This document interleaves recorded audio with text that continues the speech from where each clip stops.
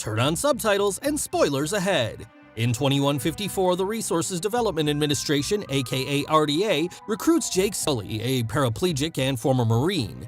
His twin brother Tom, who worked for the RDA, was killed, and now they need Jake as his replacement for the Avatar program on a planet called Pandora because as his twin and his genome, he's the only one that can activate Tom's avatar.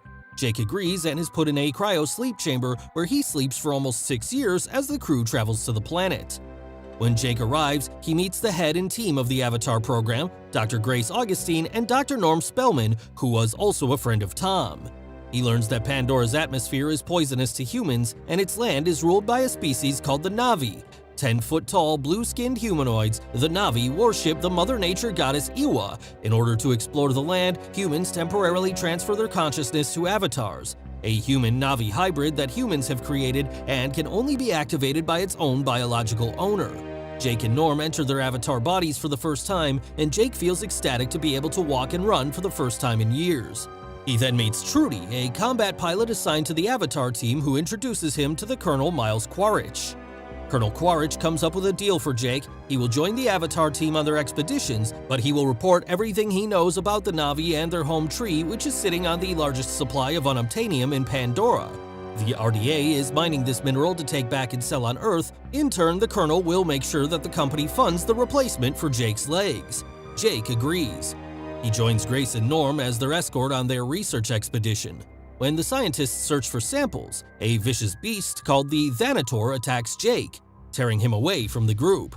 He barely escapes with his life and is soon left in a jungle struggling to survive until a female Na'vi named Neytiri saves him. Neytiri feels a strong attraction to Jake's brave heart but thinks he is too stupid and naive. Seeds from the spirit tree land on Jake, and Neytiri takes this as a sign to take him to her clan, the Amatakaya. He is met with hostility, especially from Sute, the heir to the chieftain's ship and Neytiri's fiancé. Jake meets the clan's chief and priestess Yudikan and Moat, who also happen to be Neytiri's parents. After much deliberation, Moat decides to take in Jake and have Neytiri teach him their ways of life. Jake settles in for the night with the clan, and he is instantly brought back to the Avatar simulator.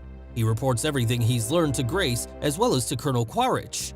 The Colonel gives Jake 3 months to convince the Navy to move or else they will be bombing their home tree. Grace grows suspicious of Jake's dealings with the Colonel, so she transfers the team to a remote outpost at the floating mountains of Pandora.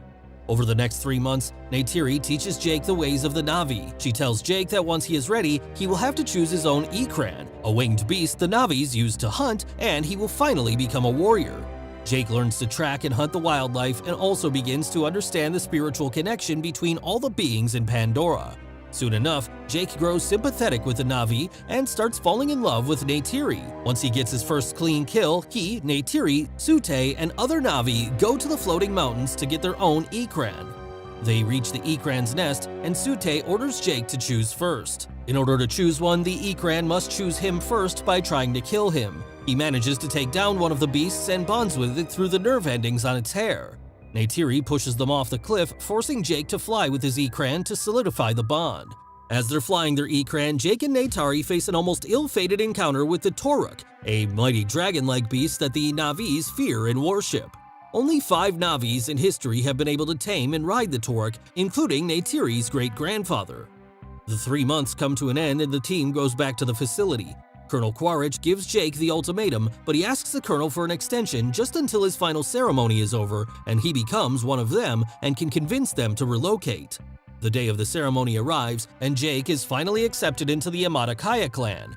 Now that he is one of them, Neytiri takes Jake into the Tree of Souls. The Tree of Souls is one of the Na'vi's most sacred places where the memories of their ancestors are stored. They can access these memories by tying their nerve endings to the fibers of the tree. It is also one of the places with the most unobtainium deposits. Neytiri tells Jake that he can now choose a wife. He then proposes to Neytiri, who happily accepts. Under the Tree of Souls, the two kiss and connect their nerve endings, binding themselves to each other for the rest of their lives in the eyes of their goddess Ewa. As morning breaks, Neytiri is awakened by the sounds of a large machine. A bulldozer has come from the RDA, tearing up the Tree of Souls. Neytiri tries to wake Jake, but he is currently out of the simulation and remains unconscious. By the time Jake wakes up, he sees a frantic Neytiri dragging him away. He signals the bulldozer to stop, but it continues on plowing. He then climbs the machine and starts destroying the cameras, but the crew starts shooting at him. They run away with Neytiri sobbing as she watches the machines tore down their sacred place. Meanwhile, the RDA catches the footage of Jake destroying the cameras and is able to identify him. Jake and Neytiri make it back to the home tree where he tries to persuade Etuken to relocate for the safety of the clan. Sute attacks Jake, accusing him of mating with his betrothed. Neytiri admits to this and says it cannot be undone as they are now bonded before Eywa. At their outpost, Norm tries to stop the soldiers as they pull Jake and Grace from the simulators, but it's too late. Jake takes the opportunity to state his final plea, but he and Grace faint before he can say anything. They are brought back to the facility, and Jake's true allegiance is revealed through a video log stating that the Na'vis will never give up their home. Colonel Quaritch decides to pull the plug and bomb the Na'vis away from the home tree.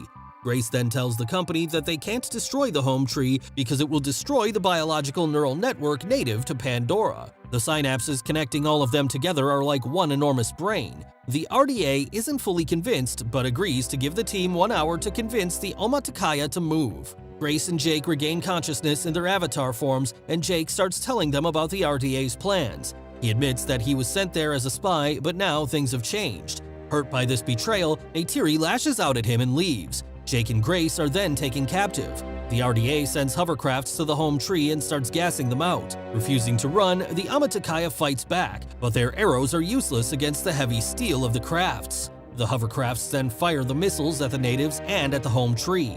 The tree immediately lights up on fire as the Na'vis make a run for their lives. Jack and Grace are tied to their post, unable to escape until Mode approaches them. She sets them free, telling them that if they are indeed one of them, then they should help them. The firing continues at the home tree's roots, causing the trunk to finally break. The home tree topples over and kills 100 Na'vis by crushing them on the ground. Neytiri searches for survivors and finds her father with a shard to his chest. With his dying breath, he bestows upon her his bow and arrows and makes her promise to fulfill her duties. Jake finds her in the rubble, but Neytiri pushes him away, telling him to never come back. Back at the facility, Jake and Grace are taken out of the simulation once again and are arrested while Jake's avatar body collapses among the debris. As the avatar team lay in their cell, Trudy busts them out. They hijack one of the helicopters and escape. Unluckily, Grace takes a hit to the stomach. Jake patches her up as they make it back to their original outpost. They relocated higher up the mountains where the RDA can't get to it easily. Jake gets back into simulation and formulates a plan. Once he's back in his avatar form, he calls out his Ekran. Jake knows that there's only one way the Omaticaya will listen to him. Together, they hunt down the Turok. With nowhere left to go, the Omaticaya are forced to take refuge at the last remaining Tree of Souls. As they wait for an answer to their prayers, they hear a strong gust of wind behind them and gasp in horror as they see the Turok flying towards them. It lands on the ground, and Neytiri is shocked to see that Jake has managed to tame the mighty beast.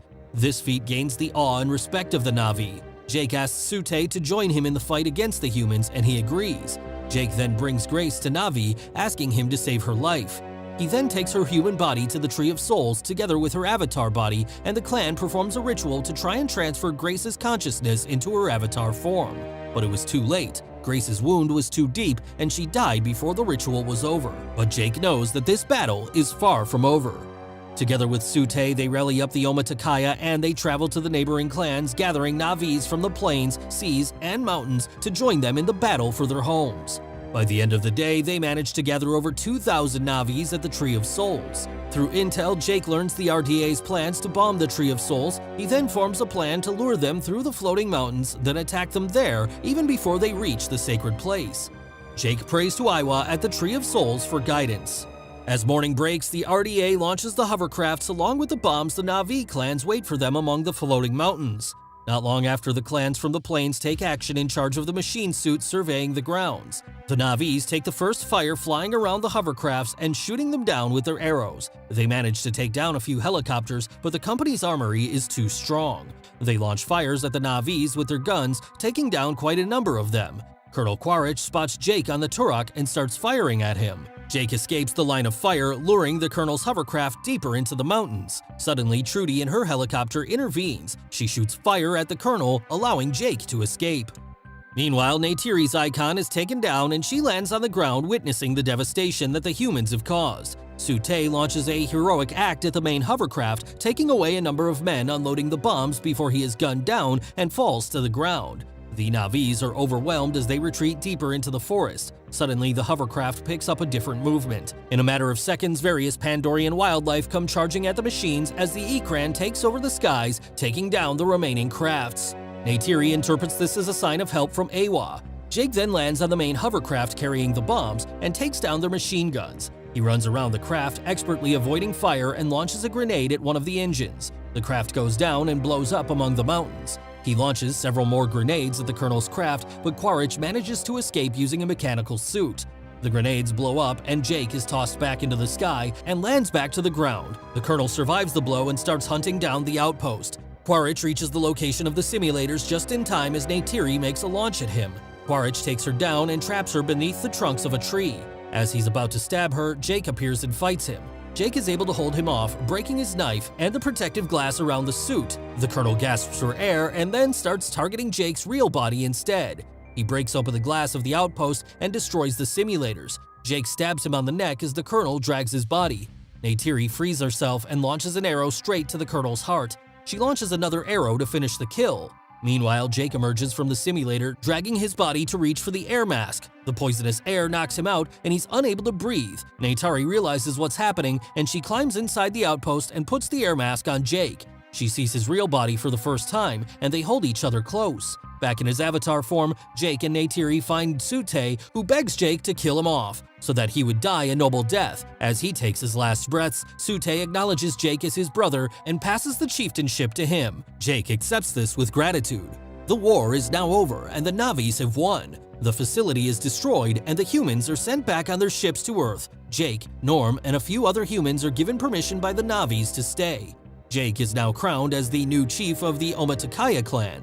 On his new birthday, he is taken to the Tree of Souls with Neytiri, where they perform a ritual transferring his consciousness to his new avatar body.